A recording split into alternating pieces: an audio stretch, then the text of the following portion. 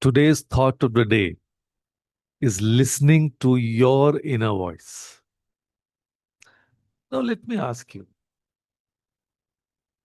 raise your hand if this sounds familiar. You're standing at the crossroads of a major decision. Let's say which college to choose, or whether to quit your job, or even something as simple as whether to text that person back. You make a pro and con list, ask five different friends, scroll through core answers, and somehow you're more confused than when you started. But here's what's interesting. Deep down, didn't you already know the answer the moment the question arose? Now, that quiet knowing that got buried under everyone else's opinions and your own overthinking, that's your inner voice. And today, we are going to learn how to hear it clearly again. So, think of your inner voice like an old school radio station. Remember those earlier times? So, your inner wisdom is like AIR FM, constantly broadcasting the most beautiful, authentic guidance. But here's the problem: we are living in a world full of static. Your phone buzzes with notifications. Your family has opinions about everything you do.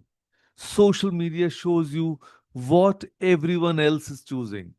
And your mind is playing 20 different news channels simultaneously. No wonder you can't hear that gentle frequency of your own truth. The station is always there, always broadcasting, but you need to tune out the noise to hear it clearly. And now, here's where it gets tricky. We often confuse our inner voice with that loud, panicky voice that screams, "What will people think?" Or "You're going to fail." Let me give you a real example. Meera, a software engineer from Bengaluru, was offered a promotion to team lead. Her fear voice was loud. What if you mess up? What if your team doesn't respect you? Remember how badly you presented in that meeting 2 years ago? But when she sat quietly, really quietly, her inner voice whispered something different. You care about people. You see solutions others miss. This feels right. So here's the difference: fear shouts and creates drama. It brings up past failures and future disasters. Fear says don't or you can't, but your inner voice whispers and creates calm. It speaks in the present moment. It says, try this, or this feels aligned, or sometimes just trust yourself. Fear feels heavy in your chest, like a stone. Intuition feels light, like a gentle breeze guiding you forward. You know, why your inner voice whispers instead of shouting? Because wisdom doesn't need to compete for attention, it knows its value. Think about your grandmom's advice. Did she ever scream at you about life lessons? No. She would share her wisdom quietly while making tea or folding clothes. The most profound truths come softly. Your inner voice is like that grandmom. It doesn't argue with your fears or compete with external opinions. It simply offers its truth and trusts you to choose wisely. So let's be honest about what's drowning out our inner voice in today's India. Your parents saying, "Beta, engineering is safe," while your heart pulls towards design. The Instagram stories showing everyone's highlight reels while you're comparing it to your behind the scenes struggles. And the WhatsApp family group, it's discussing whose child is doing what, creating constant pressure to measure up. Even our own minds are noisy. I should do this because it's practical. I shouldn't do that because it's risky. What will my colleagues think? All this external internal chatter creates what I call decision paralysis by committee, where everyone has a vote except the person who actually has to live with the consequences. And who is that? You. So, how do we tune back into our own inner radio station? So, let me share three simple but powerful ways. The first one, embrace sacred silence. I don't mean just when you're sleeping, I mean conscious silence. 5 minutes without your phone, without background TV, without even music. Just you and the sound of your own breathing. In a hyper connected world, silence has become revolutionary. Try it first thing in the morning, before the world starts making demands on your attention. And second, write without filtering. Get a notebook, yes, an actual physical notebook, not your phone. When facing any decision, write down the question and then just write. Don't think about grammar or sense or whether our parents would approve. Let your hand move and see what comes out. Often, your deepest wisdom emerges when your logical mind isn't supervising. And third, the body wisdom. Here's something powerful.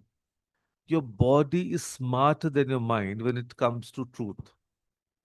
When someone offers you an opportunity, notice, does your body lean forward with an interest or pull back?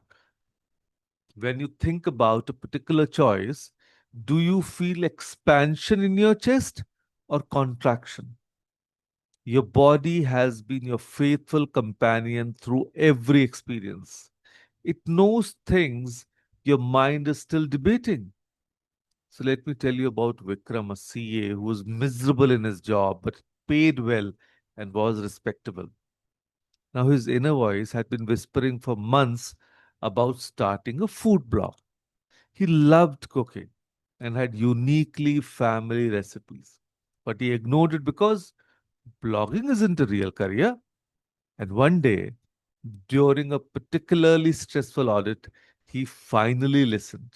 Started the blog as a side project.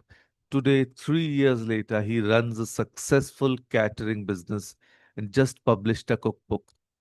His inner voice wasn't just giving him career advice, it was guiding him towards his authentic self. And here's what I want you to do tonight before you sleep: sit somewhere comfortable, place your hand on your heart. Yes, literally. Feel it beating. That has that heart has been with you through every single moment of life. It knows you better than anyone else will ever will. Now, with your hand on your heart, ask this simple question: what do I need most right now? Don't think, don't analyze, just ask and listen. Write down the very first thought that comes, without filtering, without judging, without wondering if it makes sense. That first unfiltered response. That's your inner voice speaking. Maybe it says rest. Maybe it says take that leap. Maybe it says have that difficult conversation. And maybe it says something completely unexpected. Just trust it. And here's the most beautiful truth about your inner voice: it's not trying to make life easier, it's trying to make life authentic. It might guide you towards challenges that grow you, relationships that transform you, or paths that scare you. But it will never guide you towards something that isn't truly you. Your inner voice is the only GPS that knows your real destination. Not where society thinks you should go, not where your fears want to keep you safe, but where your soul is meant to travel. So here's my invitation to you. For the next week, before making any decision, big or small, pause. Take 3 deep breaths. Ask your inner voice what feels right here. Don't just ask it about major life choices. Ask it about small things too. Which movie to watch, which friend to call, which route to take home. Start exercising this inner wisdom muscle with low stakes decision so it's strong when you need it for the big ones. Stop outsourcing your life decisions to Google, your friends, your family, or your fears. You have an inner compass that has been with you since birth, programmed specifically for your unique journey. And remember, in a world that profits from your confusion, listening to your inner voice is a radical act of self trust. Your inner voice isn't just another opinion to consider, it's the voice of your authentic self, trying to guide you home to who you really are. The station is broadcasting right now. The wisdom is there, waiting. All you have to do is tune in. So, the quieter you become, the more you can hear. Your inner voice has been waiting patiently to be heard. So, today, let's start listening. And with that thought, thank you. Thank you, everyone, for joining us today. Thank you.